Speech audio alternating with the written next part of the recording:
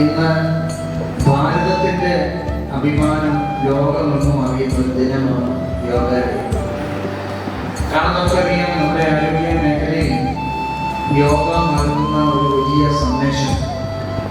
ആ സന്ദേശം ഭാരതത്തിൻ്റെ മാത്രമാണ് എന്നുള്ളതാണ് ഏറ്റവും വലിയ പ്രത്യേകത. ബഹുമാനപൂർവ്വം സ്വാഗതം ചെയ്യുന്നു.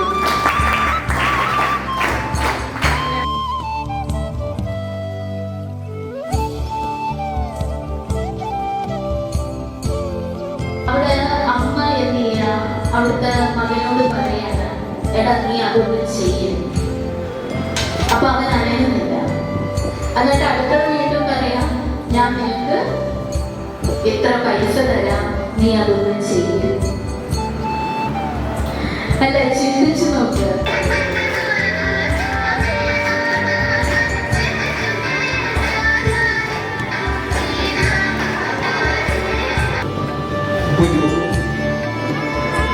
One, two, three, four, five, six.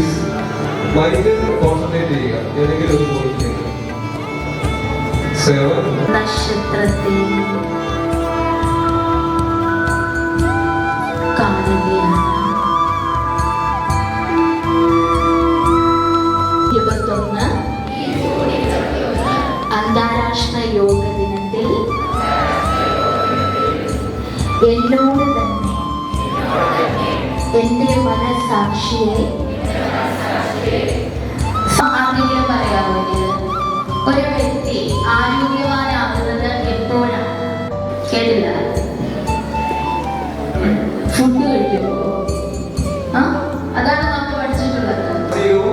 ശാരീരികവുമായ സുസ്ഥിരാവസ്ഥയാണ് ആരോഗ്യം എന്ന് പറയുന്നത്. അപ്പൊ ഇവിടെ രണ്ടുണ്ട്. എന്താണ്? മനസ്സുണ്ട്, ശരീരവുമുണ്ട്.